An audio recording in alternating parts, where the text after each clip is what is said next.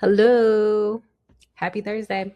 So today we are going to edit a graduation flyer template. Graduation season is upon us. If you're graduating, congratulations. If you know somebody graduating, if you need to make this invite for a friend, family member, client, etc. Here we're going to quickly go through this tutorial and show you how to edit this template using your photos and your information. Ready? Here we go. So, first thing first is we don't want her in there. We want you in there or whoever you're making this for. So, ideally, you'll have some graduation pictures of them, the high res, the higher the resolution, the better it's going to look. So, I went and found a stock photo and I've already uploaded it. I'm going to click on her. And there's a couple of ways we can get rid of this background. I have Canva Pro. The easiest thing I can do is click this background remover button. You see that crown? That's Canva Pro. That means you got to pay. If I click on that, that'll get rid of the background. If you don't have it, you can click on an eraser tool, and this also has a crown. You can't use that either if you don't have Canva Pro.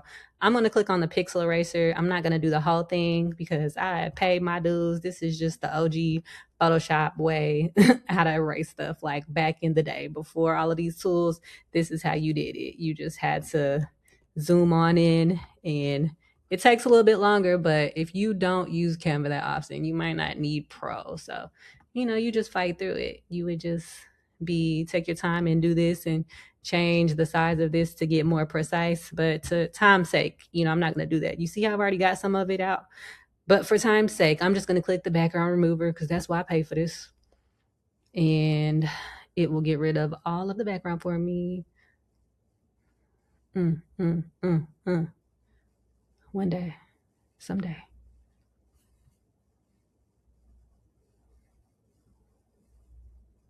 All right, there we go.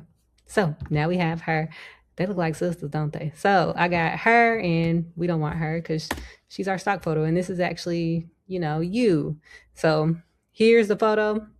And if we want it to be on this other side and we don't want it to be cut off like this is kind of weird. When in layout design, you don't really want anybody looking off. You want them kind of facing into the design. So what I can do is flip it. Just click the flip button, click flip horizontal, and boom. Now it's facing the same way that it was before. So, that was easy enough. So that's when crisis down. So if you have a few different angles, like this is the same photo shoot but different looks, then you would upload them here. For time's sake, I'm just going to use the same picture, but I'm going to click on this picture, and now I have it selected. I'm going to click and drag it, and the more I drag around these photos, it'll automatically drop in here. And so it's in here, but it's a little cut off, and I don't really like that. So I'm going to double click it, and I'm going to click and drag it down, and it'll stay in here, but I'll be able to move it up and down. So I'm going to click and drag it down. So now I can see more of the picture.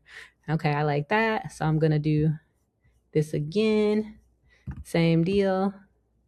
Click and drag it until it lands there. And I'm going to double click, drag it down so I can see the whole hat and everything. Okay, I like that. And same deal. I would like this to be in the background. Like I want, one of my photos to be in the background. So I'm going to same deal, upload, click it. Okay, now that it's in here, it's like, okay, this seems tricky. What do? We are going to click these three dots right here, more, go to our layers, go to show layers, and we are looking for the background layer that's kind of faded right here. See, this is kind of faded in the background. There it is. It's right there. So we want that to be where that is. So I can take that and I can drag it all the way down, down, down, down here. And so now it's on the same layer as this. So I can just drag it out, drag it as big as I want it to be. Ideally, this would be a photo with some more space in the background. See, this looks crazy. So I'm going to delete this little dummy picture, and this is like distracting, right? It's all the same opacity. This needs to opacity is this little thing right here. They call it transparency in Canva, but in Adobe it's called opacity. But anyway, when you click on that picture that you just dropped, you want that to be lighter than the rest. So I'm going to go to my transparency and I'm going to play with it. And one thing I will tell you, if you're trying to print this and send this, you would want to lean lighter as far as your transparency, because if you make it too dark like this, you might be like, oh, but I still want to see it, because it's not going to be the same picture over and over. But if it's too dark, when you print it, it's gonna look way too light, right? And we don't want that because it's gonna be distracting. So when it comes to print things and transparencies, if I have something in the background, that's kind of a common thing that I'll do. I'll make sure that it's lighter than, it kind of looks too light, because when you get it, it's gonna look darker than that. So you kind of want to account for that before it gets into print. So I'm gonna make this, fairly light. I'm gonna make it like, put it on 10. Okay, so I like that. Like I can see it, but it's not the star. Like my other pictures are the star. And then we have, some nice graduation language in the background here. You could add other things in the background too if you so want to. The same way we just did that. You could go all the way to your back layer. Because right now what I have here is some fancy script text. So you could have your own text. You could have anything you want. You could just take it, drag it all the way down, drag it to the background, and turn that transparency all the way down. And it'll just be a nice little accent. You could add anything you wanted to, but we're going to keep it simple for time's sake. So let's say, hey, I like this. All I need to do is add my information. So, well, even real quick right here, let's say your school colors are, because this is gold. Right now it has gold accents, but say your school colors are like maroon. I could go into my brand colors or colors and type in maroon, and it's giving me just different palettes that contain maroon, I believe. Or I could just go on my color wheel and just, start clicking around until I see a color that I like. Like I'm just going to grab one, and you see it's changing.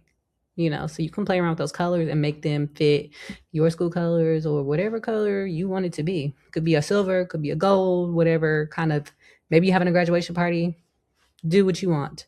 But I thought that was a nice little accent. So you can play with those, and then say your name is, I'm going to double click on this text and change the name to Marie Smith. My name is too long. So I'm going to go over here and I'm just going to decrease to what I want it to be. And of course I can change the font to whatever I think it should be. Not that one. But you can play around with the font, and you can play around with the size until it's something that you like. And if it's too big, you can always decrease your font size, and it'll always come back to being able to fit in here. There is a quadrillion fonts, and of course, if you have Canva Pro, they give you even more fonts. But again, for time's sake, I'm going to put it back on my OG fonts. I'm going to leave it. Let's say I like it. I don't know why it's a little tight now. I'm going to bring it out. Bring my letters out. It's a little, too tight. Okay. The year is 2026. 2026 graduate, and your school goes here. And let's say you want to send this to people and you want them to be able to come to your graduation. If you want to, I've selected all of these. I've hit shift on my keyboard. I have a Mac, by the way. I'm not sure if that differs on PC. I don't think it does, but shift and then click on the name on all these words. Now I can shift and I can use my arrow key up and it'll go up, or I can just hit the arrow key and it'll go slower. If I hit shift, it'll go up a lot quicker, but just to go up just a hair if I, hit my arrow key up. And so now I can add some more words, and I would ideally like these words to be in the same little area. If you've seen my videos before, I like to put a lot of my text in different boxes, because if I want to move it, I don't want to have to move the whole box, and to move it, I like to just keep it all in different boxes. It makes it easier for me. So we got the school name, and let's say my graduation is at this location at 6 p.m. on, I'm just making up dates, May 21st. And you see how, you can add that and you can make that smaller. Don't be afraid. I wouldn't make it any smaller than 12, but you can make it smaller, because at the end of the day, if you're sending somebody a graduation invitation, they're going to read it. they're gonna find a way to read this. It doesn't matter. They know it's you. They're gonna get the information they need. So your name should be the biggest thing on there. The rest of this information can be tiny because again, people are gonna read it. And yeah, that's that text hierarchy I talk about. So I think that's good. That's doable. One thing about print is if you're printing these, I know print is kind of, some people do it, some people don't. It's kind of old school, but if it's something that you want to do, if it's something that you want to be formal for, I would kind of want to wash these edges. So I would click again, shift control. I'm sorry, not shift control. I'm shift clicking on each text item and I'm bringing it up, bringing it up. I try to exaggerate this space here. I have wasted a lot of money and time accidentally printing things that were too close to the edge. And again, just like I say, take into account the print is, you have to have bleed. This is what it's called. So you want to leave a little extra room. You can add your bleed, but just in case, I like to add a little extra on top of the extra because you don't want stuff to be too close to the edges.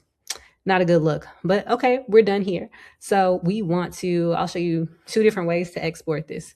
So I'm going to export this. Let's say I'm old school and I want to print this, or I got to print it for my granny. So I'm going to go to download. And this is again, Canva Pro. They really want you to have Canva Pro. You would go to your PDF prints. And if you don't have it, you could use RGB. It's going to make your colors a little wonky. Ideally, you want to go to CMYK, best for professional printing, and you would click download, and then you would have that downloaded. But if you're not printing it, you would go to download and JPEG. If it's something you just want to email people, you want to add to an event, bright type situation, an event software, you would just go to quality. Again, this is a Canva Pro thing that I can bring the quality up to 100%. I lost it. JPEG. I think if you don't have Canva Pro, then it'll let you go to 80 max, but do what you can.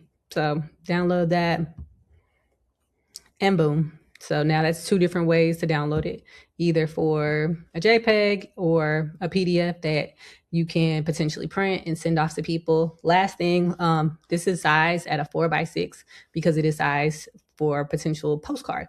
But if this is something you want to put on like a social media post, let's resize. And this is a Canva thing. A Canva Pro thing. It's easier to resize if you have Canva Pro.